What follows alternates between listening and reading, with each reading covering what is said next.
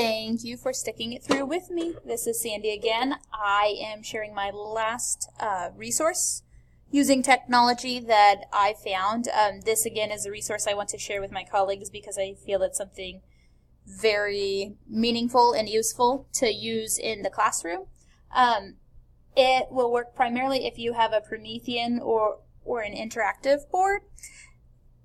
So that is kind of one technology you do have to have, but overall the drive itself is free. This is a drive that somebody had posted online that was public shared information in Google Drive. And what it is if your school uses Engage New York, it is a resource that you can use that is very, very helpful. And what it does is it breaks down each module. I'm already within the first grade resources here because that's what I teach, and then I can go in, for example, tomorrow I will be in Module 4, and I will be doing Lesson 10, so I can scroll down to where I see Lesson 10. I can double click to open it up, then I download it, and it opens up in ActivInspire is what we use because our brand of interactive boards is Promethean, and so it automatically pulls that up after I double click on it, and you go through, and it kind of gives you the overview of your entire lesson that you are teaching. It makes it, the format of it, very, very easy. It kind of also gives you the visual overview as well as your students. It kind of sets the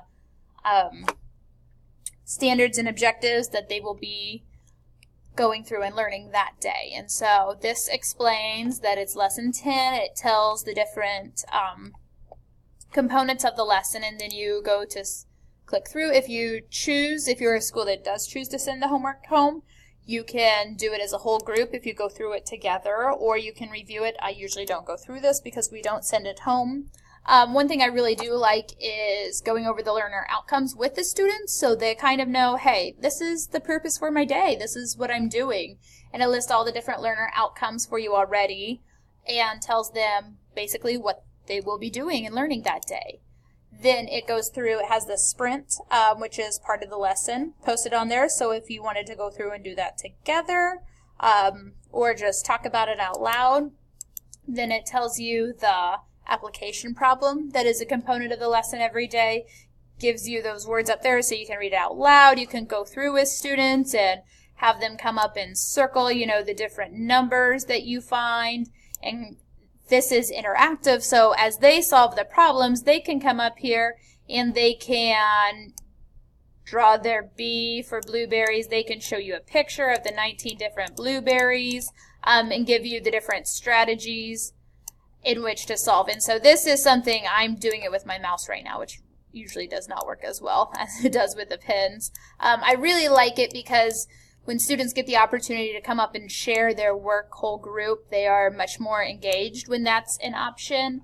I like how it provides the words on here already. They're able to pull in different shapes if you need to. It's a very user-friendly, interactive software, and I really like that somebody took the time to go through and do it for each of the lessons, so I didn't have to. It takes it into the concept development. You can use, a lot of them can be drugged down and clicked. They have money, they have clocks. There's just so many different things available, but for every single lesson it's already laid out. It's kind of like you already have the manipulatives you need. I do pull in sometimes different sources or different resources from other lessons if my children need more of a concrete example for the lesson that we are doing that day. I will pull in actual little pieces, or sometimes when I realize it's just not quite clicking, we will go back to that concrete stage before we hit the pictorial and then the abstract. So I really like that it offers it all right there for you, organized and ready.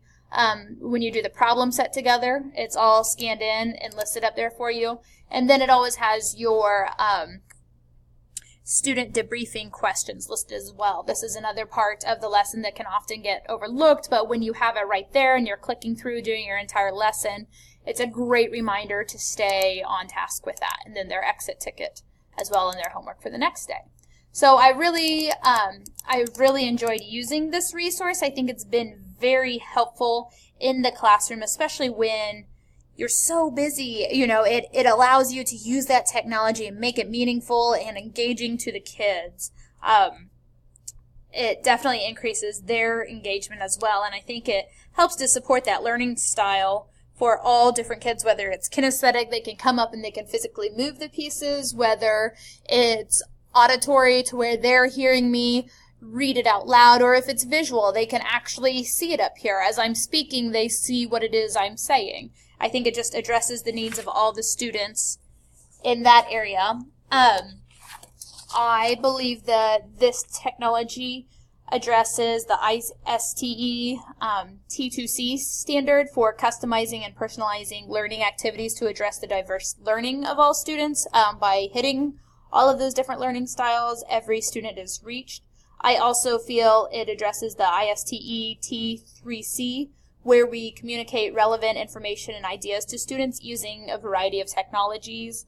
Going through here, this kind of shows them a different perspective. Instead of just having it being taking notes, writing on the whiteboard, it just kind of offers it into a more engaging resource for them. So thank you for listening. If you would like the link for this on Google Drive, please just email me. It has it for all the different grade levels. And just kind of one other thing that I want to show you with the Google Drive. I know I showed you the flip charts because that's mostly what I really enjoy looking at. They also have parent newsletters here that you can download. This has been very, very helpful for parents as they make the transition to this curriculum. Sometimes they have papers that come home and they really do not know what they mean, and I understand. And this gives you a little newsletter that you can send home for almost every grade level, and then the module, and then the specific topics. I would go through and do some editing. It was produced by the Lafayette School Board, but it's another good resource that you can share to help engage families as well, just so everybody's on board. So I hope this was useful to you, and thank you for watching my videos. Have a great day.